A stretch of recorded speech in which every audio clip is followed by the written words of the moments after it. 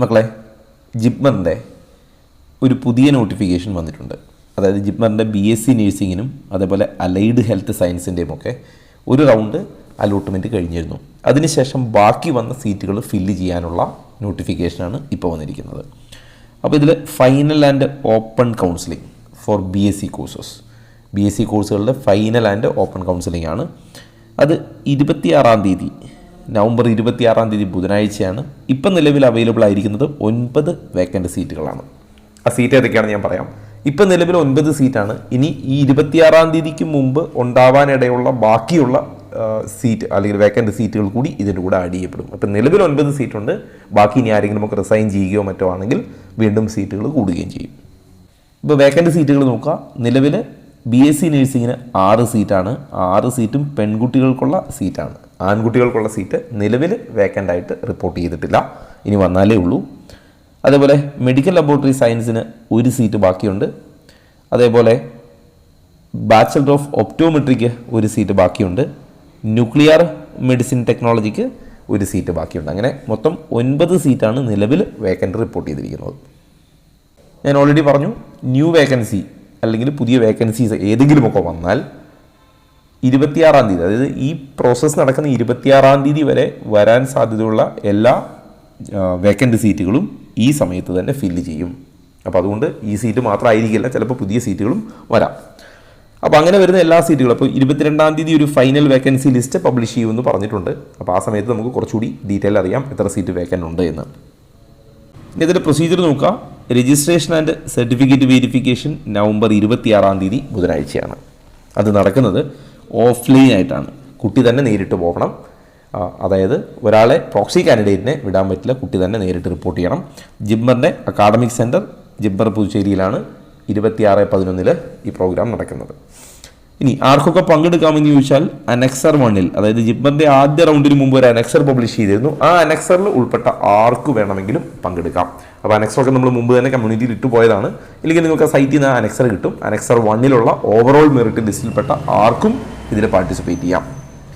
ഇനി reporting time നോക്കുക. 26-ാം തീയതിയാണ് റിപ്പോർട്ടിംഗ്. ഏത് സമയത്താണെന്ന് ചോദിച്ചാൽ ഒന്നാമത്തെ റാങ്ക് തുടങ്ങി 1520 വരെ റാങ്കുള്ളവർ 26-ാം തീയതി 8 മണി തുടങ്ങി 9 മണി വരെയുള്ള സമയത്താണ് റിപ്പോർട്ട് ചെയ്യേണ്ടത്. 1521 തുടങ്ങി 3037 വരെയുള്ളത് 9 മണിക്കും 10 മണിക്കും ഇടയിലാണ് റിപ്പോർട്ട് ചെയ്യേണ്ടത്. ഇതൊക്കെ 26-ാം തീയതിയാണ് റിപ്പോർട്ടിംഗ്. അവിടെ റിപ്പോർട്ട് ചെയ്യാൻ പോകുന്ന കുട്ടികൾ ശ്രദ്ധിക്കുക. എന്തൊക്കെയാണ് നിങ്ങൾ കൊണ്ടുപോകേണ്ട ഡോക്യുമെൻ്റ് എന്ന് ചോദിച്ചാൽ വാലിഡ് ഫോട്ടോ ID പ്രൂഫ്, അത് ആധാർ കാർഡ് അല്ലെങ്കിൽ bank passbook, nationalised bank passbook, driving licence, ഇങ്ങനെ ഏതെങ്കിലും ഒരു ഡോക്യുമെൻറ്റ് കൊണ്ടുപോകാം. അതേപോലെ check list for the final and open counselling, ഇങ്ങനെ ഒരു ചെക്ക് ലിസ്റ്റ് ഉണ്ട്. ഈ ചെക്ക് ലിസ്റ്റ് എങ്ങനെയാണ് കിട്ടുക എന്ന് ചോദിച്ചാൽ it can be downloaded and printed by logging in to JIPMER site. ജിപ്മറിൻ്റെ സൈറ്റിൽ ഈ പറഞ്ഞിരിക്കുന്ന നിങ്ങൾ രജിസ്ട്രേഷൻ ചെയ്യാൻ വേണ്ടി കയറിയ സൈറ്റിൽ കയറി നിങ്ങളുടെ ലോഗിൻ IDയും പാസ്വേഡും ഒക്കെ ഉപയോഗിച്ച് നിങ്ങൾ ലോഗിൻ ചെയ്യുമ്പോൾ നിങ്ങൾക്കൊരു ചെക്ക് ലിസ്റ്റ് കിട്ടും. ആ ചെക്ക് ലിസ്റ്റാണ് ചെയ്യേണ്ടത്. അതായത് നിങ്ങൾ രജിസ്റ്റർ ചെയ്യാൻ വേണ്ടി ഈ ജിപ്മറിൻ്റെ സൈറ്റിൽ ഈ സീറ്റ് വേക്കൻസിക്ക് വേണ്ടി രജിസ്റ്റർ ചെയ്യാൻ വേണ്ടി അന്ന് മുമ്പ് ചെയ്ത അതേ ലോഗിൻ IDയും പാസ്വേഡും ഉപയോഗിച്ച് കയറിയാൽ നിങ്ങൾക്ക് ചെക്ക് ലിസ്റ്റ് കിട്ടും. അതാണ് കൊണ്ടുപോകേണ്ടത്. കഴിഞ്ഞ റൗണ്ടിൽ ചെക്ക് ലിസ്റ്റ് മെയിൽ വരുമായിരുന്നു. ഇപ്രാവശ്യം അതില്ല. Check list will not be send to the candidate. അപ്പോൾ അത് ഇതിൽ ഒന്നുകൂടി പറഞ്ഞിട്ട് അനക്സർ 2-ലാണ് നിങ്ങൾ വന്നിരിക്കുന്നതെങ്കിൽ നിങ്ങൾക്ക് ചെക്ക് ലിസ്റ്റ് കിട്ടുകയില്ല. അപ്പോൾ ഇതിൽ മുമ്പ് മെയിൽ ചെയ്യുമെന്ന് പറഞ്ഞിരുന്നു. ഇപ്രാവശ്യം അങ്ങനെയല്ല. നിങ്ങൾ നിങ്ങളുടെ കാൻഡിഡേറ്റ് പോർട്ടലിൽ കയറി ഡൗൺലോഡ് ചെയ്യുകയാണ് ചെയ്യേണ്ടത്. അതേപോലെ NEET UG 2025-ൻ്റെ അഡ്മിറ്റ് കാർഡ് വേണം. NEET UGയിലെ സ്കോർ കാർഡ് വേണം. ഇതൊക്കെ 2025 നീറ്റിൻ്റെത് മാത്രമേ കൺസിഡർ ചെയ്യൂ. അതേപോലെ ജിപ്മർ BSc അപ്ലൈ ചെയ്തപ്പോൾ നിങ്ങൾക്ക് കിട്ടിയ ആപ്ലിക്കേഷൻ ഫോം, അതേപോലെ proof of date of birth, 10th സർട്ടിഫിക്കറ്റോ അല്ലെങ്കിൽ ബർത്ത് സർട്ടിഫിക്കറ്റോ കൊണ്ടുപോകാം. അതേപോലെ +2 പാസ് സർട്ടിഫിക്കറ്റ്, അതായത് +2ൻ്റെ സർട്ടിഫിക്കറ്റ്, മാർക്ക് ഷീറ്റ്, ഇത് രണ്ടാണെങ്കിൽ രണ്ടും, ഇത് ഒന്നിച്ചാണെങ്കിൽ ആ ഒരെണ്ണം. അതേപോലെ നിങ്ങളുടെ കോൺടാക്ട് സർട്ടിഫിക്കറ്റ് ലാസ്റ്റ് പഠിച്ച സ്ഥാപനത്തിലെ, അതേപോലെ നിങ്ങളുടെ നേറ്റിവിറ്റി തെളിയിക്കുന്ന സർട്ടിഫിക്കറ്റ്, അത് നിങ്ങൾ 10th ആയാലും മതി. അതേപോലെ NCL കാൻഡിഡേറ്റ് OBC NCL ആണെങ്കിൽ 2024 1/4/2024 ശേഷം ഓണോ ആഫ്റ്റർ, അന്നോ അതിന് ശേഷമോ ഇഷ്യൂ ചെയ്ത NCL സർട്ടിഫിക്കറ്റ് ആയിരിക്കണം ഉണ്ടാവേണ്ടത്.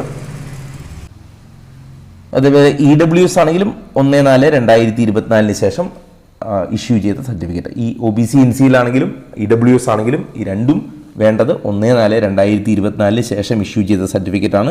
ഈ ഇഷ്യൂവിംഗ് അതോറിറ്റി എപ്പോഴും താലൂക്ക്, വില്ലേജിലേതല്ല താലൂക്കിലേതാണ് നമുക്ക് വേണ്ട സർട്ടിഫിക്കറ്റ്. അതേപോലെ ഇൻസിയിലാണെങ്കിൽ സെൻട്രൽ എഡ്യൂക്കേഷണൽ പർപ്പസിലുള്ളതായിരിക്കണം. അങ്ങനെയുള്ള സർട്ടിഫിക്കറ്റ് മാത്രമേ പരിഗണിക്കൂ. അങ്ങനെ അല്ലെങ്കിൽ കുട്ടിയെ അൺറിസർവ്ഡ് ജനറൽ കാറ്റഗറിയിലേ പരിഗണിക്കൂ. അപ്പോൾ അത് ആ ഡോക്യുമെൻ്റ് കൂടി കൊണ്ടുപോകാൻ ശ്രദ്ധിക്കണം. അതേപോലെ ലാസ്റ്റ് പഠിച്ച സ്ഥാപനത്തിലെ ടി സി മൈഗ്രേഷൻ്റെ പ്രശ്നം, ഇത് നിങ്ങൾ ജോയിൻ ചെയ്തതിന് ശേഷം കൊടുത്താലും മതി.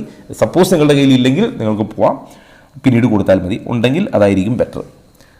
അതേപോലെ 3 passport size colour photograph, recently എടുത്ത 3 പാസ്പോർട്ട് സൈസ് ഫോട്ടോ വേണം. Then 3 sets of photo copies of above document. ഈ എല്ലാ ഡോക്യുമെൻറ്റിൻ്റെയും 3 സെറ്റ് ഫോട്ടോ കോപ്പിയും കയ്യിലുണ്ടാവണം. ഇനി ഇമ്പോർട്ടൻ്റ് പോയിന്റ്സ് നോക്കാം. Candidate must bring with them all the above original documents. Original document തന്നെ കൊണ്ടുപോകണം.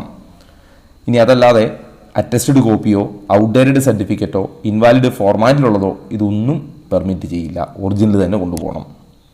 ഇനി ഇംഗ്ലീഷിലല്ലാത്ത ഏതെങ്കിലും സർട്ടിഫിക്കറ്റ് ഉണ്ടെങ്കിൽ ഇംഗ്ലീഷിലേക്ക് ട്രാൻസ്ലേറ്റ് ചെയ്ത് ഗസറ്റഡ് ഓഫീസറെ കൊണ്ട് അറ്റസ്റ്റ് ചെയ്യിച്ചിട്ടുള്ള സർട്ടിഫിക്കറ്റ് ഉണ്ടാവണം, ട്രാൻസ്ലേഷൻ സർട്ടിഫിക്കറ്റ് ഉണ്ടാവണം. ഇനി ഇതിലേതെങ്കിലും ഒന്ന് അല്ലെങ്കിൽ ഈ ഡോക്യുമെൻറ്റുകൾ ഇല്ലെങ്കിൽ കുട്ടിയെ പരിഗണിക്കില്ല, അതും പ്രത്യേകം ശ്രദ്ധിക്കാം. അതേപോലെ are advice to save the soft copies and enough number of hard photo copies. ഇതിൻ്റെ കോപ്പിയും ഒക്കെ നിങ്ങൾ ആവശ്യത്തിന് സൂക്ഷിച്ചോളുക. കാരണം വൺസ് നിങ്ങൾ അഡ്മിഷൻ എടുത്തു കഴിഞ്ഞാൽ പിന്നെ ഇത് തിരിച്ചു തരില്ല, അത് ഓർക്കണം. അതുപോലെ ശ്രദ്ധിക്കുക, the candidate who have successfully completed the certificate verification should report four counselling at 2 PM. 26-ാം തീയതി രാവിലെ സർട്ടിഫിക്കറ്റ് വെരിഫിക്കേഷൻ സക്സസ്ഫുള്ളി കംപ്ലീറ്റ് ചെയ്ത കുട്ടികൾ 2 മണിക്ക് കൗൺസിലിംഗ് പ്രൊസീജിയറിനും റിപ്പോർട്ട് ചെയ്യണം. ഇനി സർട്ടിഫിക്കറ്റ് വെരിഫിക്കേഷൻ കഴിഞ്ഞാൽ നിങ്ങളുടെ എല്ലാ സർട്ടിഫിക്കറ്റും നിങ്ങളുടെ കയ്യിൽ തിരിച്ചു തരും. കാരണം നിങ്ങൾ ഈ സർട്ടിഫിക്കറ്റ് കൊണ്ട് വേണം പിന്നീട് എന്തിനു പോകാൻ, കൗൺസിലിംഗ് പ്രൊസീജിയറിന് ഉച്ചയ്ക്ക് ശേഷം 2 മണിക്ക് കൗൺസിലിംഗ് പ്രൊസീജിയറിന് പോകാൻ. ഇനി അതേപോലെ തന്നെ OBC NCL അല്ലെങ്കിൽ EWS സർട്ടിഫിക്കറ്റ് ഞാൻ നേരത്തെ പറഞ്ഞു വാലിഡ് ആയിരിക്കണം. അതുപോലെ സെൻട്രൽ എഡ്യൂക്കേഷണൽ പർപ്പസിലുള്ളതായിരിക്കണം, അതും ശ്രദ്ധിക്കണം. ഇനി parents or guardians are not allowed to enter the certificate verification or counselling hall. അതായത് സർട്ടിഫിക്കറ്റ് വെരിഫിക്കേഷൻ നടക്കുന്നിടത്തോ കൗൺസിലിംഗ് പ്രൊസീജിയർ നടക്കുന്നിടത്തോ പേരൻസിനെ പെർമിറ്റ് ചെയ്യില്ല. അവർക്ക് വേറെ വെയിറ്റിംഗ് ഏരിയ അറേഞ്ച് ചെയ്തിട്ടുണ്ട്, അവരവിടെയാണ് വെയിറ്റ് ചെയ്യേണ്ടത്. അതുപോലെ പോകുന്ന കുട്ടികൾ ശ്രദ്ധിക്കുക, നിങ്ങളുടെ കയ്യിൽ 2 പെൻ ഉണ്ടാവണം. ബ്ലൂ അല്ലെങ്കിൽ ബ്ലാക്ക് കളറിൽ 2 പെൻ ഉണ്ടാവണം. നിങ്ങളുടെ കയ്യിൽ ഒരു വാട്ടർ ബോട്ടിൽ, നിങ്ങളുടെ ആവശ്യമുള്ള വാട്ടർ ബോട്ടിലൊക്കെ ആയിട്ട് ഉള്ളിലേക്ക് കയറാവൂ. കാരണം കൗൺസിലിംഗ് പ്രൊസീജിയർ കഴിഞ്ഞിട്ട് പുറത്ത് വിടൂ.